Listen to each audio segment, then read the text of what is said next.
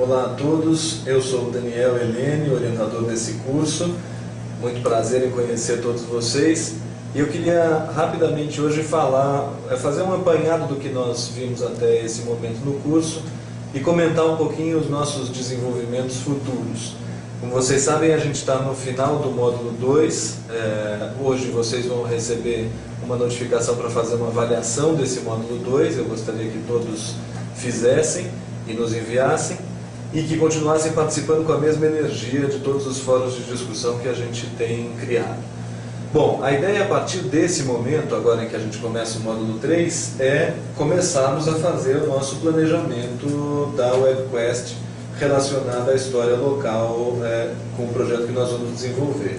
A ideia é que todo mundo consiga atrelar algumas das discussões mais conceituais que nós fizemos até agora aos recursos, às ferramentas que a gente vai discutir a partir desse momento e ir com isso montando um planejamento que seja ao mesmo tempo um planejamento para o professor, né, um plano de aula do professor e as atividades propriamente ditas para os alunos no sistema da WebQuest. A Luciana vai estar comigo ao longo desse projeto, desse módulo 3, trabalhando junto com vocês. O que nós fizemos até agora foi tentar mapear um pouco as questões que estão envolvidas com a WebQuest, as questões que estão envolvidas na história local na escola, a partir de um texto que vocês receberam no primeiro fórum do módulo 2, que apresentava um pouco uma situação dos trabalhos de história local na escola, submetidos hoje em dia ao prêmio Vitor Tivita, professor nota 10, educador nota 10. A gente pode discutir a partir dali uma série de questões, entre elas o fato de que muitos desses trabalhos de história local acabam sendo considerados não tão bons quanto eles poderiam ser, principalmente porque eles se restringem exclusivamente à localidade, sem fazer nenhuma referência a uma história mais geral, a história do Brasil, a história do mundo, um contexto maior, mais amplo do que aquele da localidade. A gente também viu que alguns dos trabalhos que são desclassificados ou não classificados para o prêmio Educador Nota 10, eles o são por centrarem-se em torno de uma questão muito característica da história local, que é a preocupação excessiva com valorizar a cultura local, fazer uma grande festa e louvar, de certa forma, aquela localidade. Acho que nos nossos fóruns, todos vocês foram colocando contribuições no sentido de a gente perceber que valorizar é sim importante, né? Valorizar o patrimônio cultural da localidade, o patrimônio cultural do Brasil, mas essencialmente isso é uma decorrência de conhecer melhor a história da localidade. Então, quer dizer, a gente pode partir do princípio de que um trabalho de história local fundamentalmente vai fazer os alunos compreenderem melhor a história daquele lugar. E ao compreender melhor a história daquele lugar, eles vão ter mais condições de valorizar a cultura, o patrimônio histórico, o patrimônio artístico, cultural, etc. Depois nós também começamos a discutir algumas experiências que vocês traziam de trabalhos já feitos ou de ideias de trabalhos para fazer. Acho que esse momento do curso foi muito bacana porque todo mundo contribuiu tanto com as suas experiências quanto com a percepção de coisas que poderiam ser incorporadas dos trabalhos dos outros nos trabalhos de cada um. Acho que a gente fez uma discussão bastante rica nesse sentido, naqueles fóruns dedicados a isso, e acho que vocês tiveram um papel fundamental nesse momento do curso de poder mesmo valorizar essa troca que a gente tem tido. Em seguida, nós começamos a trabalhar com algumas questões mais conceituais. A primeira delas é a questão dos pontos de vista da história local e a percepção de que ao escrever, ou estudar, ou pesquisar, ou propor um trabalho para os alunos em torno da história local, nós temos que levar em conta que existem vários pontos de vista atrelados à história local. Quer dizer, não existe uma única história local, uma história local que busque valorizar, louvar, etc., aquela localidade. Nós fizemos isso lendo dois textos, um do Marcelo Rubens Paiva e outro do Ferrez, sobre São Paulo, dois textos com opiniões bastante divergentes, mas foi interessante porque todos vocês foram pontuando ao longo dos fóruns que os dois, de certa forma, gostam da cidade de São Paulo, querem o bem da cidade de São Paulo e pretendem melhorar a cidade de São Paulo.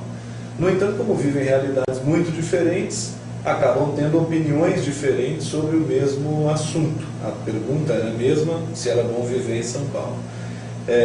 Eu achei muito boas as colocações que todo mundo colocou, no sentido de perceber que essa percepção diferente sobre a sua localidade pode informar dois projetos bastante diferentes de estudo da história local. A gente começou a imaginar o que aconteceria se o Ferrez e o Marcelo Rubens Paiva planejassem um trabalho de história local para ser desenvolvido com alunos imaginários. E chegamos à conclusão que seriam dois projetos bastante diferentes. Acho que é importante a gente começar a perceber que na história local existem vários pontos de vista, existem várias narrativas possíveis. Em seguida a gente começou a desenvolver um trabalho em torno da leitura.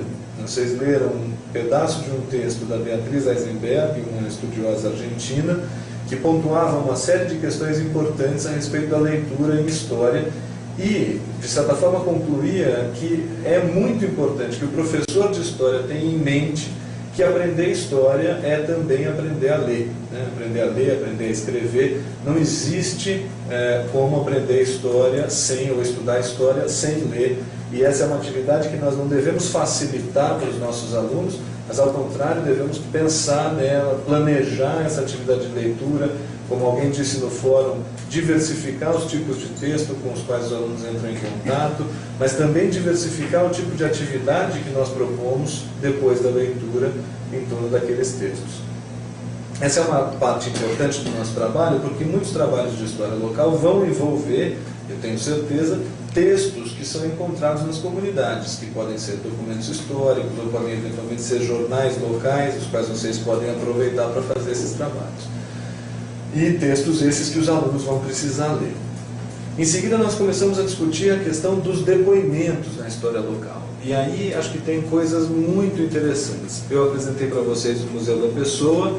Eu não me lembro de alguém comentando que já conhecesse, mas pode ser que alguém já o conhecesse. É realmente uma instituição fascinante, e eu acho que o mais fascinante dela é essa possibilidade que ela nos apresenta de tomar qualquer história de vida, qualquer narrativa, como uma narrativa histórica a ser preservada. Quer dizer, essa ideia do Museu da Pessoa, que não é uma ideia só dessa instituição brasileira, enfim, tem outros lugares do mundo que também desenvolvem trabalhos semelhantes, é uma ideia importante que pode ser muito valiosa para qualquer trabalho de história local. A gente pode fazer um trabalho com os nossos alunos que seja, por exemplo, essencialmente o de recolher essas histórias e montar um banco de dados com essas histórias. É claro que delas nós podemos tirar uma série de coisas que a gente discutiu no fórum seguinte do nosso módulo 2. Por fim, estávamos agora nesses últimos dias discutindo mais uma questão importante com relação à história local, que é a questão dos edifícios e das construções em geral. A gente deve ter em conta, e acho que vocês foram sensacionais ao trazer de imediato situações da cidade de vocês, da localidade de vocês, fotografias. A gente deve ter em conta que a cidade, as construções, as ruas, a disposição dos tijolos, o tipo de coluna, tudo isso conta a história. É claro que não são só as construções, vocês viram isso com o texto a partir do qual a gente começou a discutir, que sugeria que aquela casa que estava se deteriorando, no fundo, se ela deixasse de existir, uma série de lendas, de histórias acontecidas ali, iam acabar deixando de existir também. Então, acho que essas foram discussões muito bacanas para sinalizar algumas coisas importantes que eu queria nesse vídeo pontuar de novo para vocês, para a gente poder desenvolver o trabalho a partir daqui. Nós vamos começar o módulo 3, já com propostas desse planejamento que eu estava comentando, que envolve um plano de aula para o professor e o planejamento das próprias atividades para os alunos. Mas junto com isso nós vamos ainda discutir outras questões, como por exemplo a fotografia na história local. E eu vou pedir para vocês fotografarem a localidade de vocês, nos enviar essas fotos e a gente vai trocar entre os participantes do curso. A ideia é que cada um de nós possa conhecer, já a partir das fotos, um pouquinho mais do lugar de vocês. Muito obrigado e continuem com a gente participando desse jeito.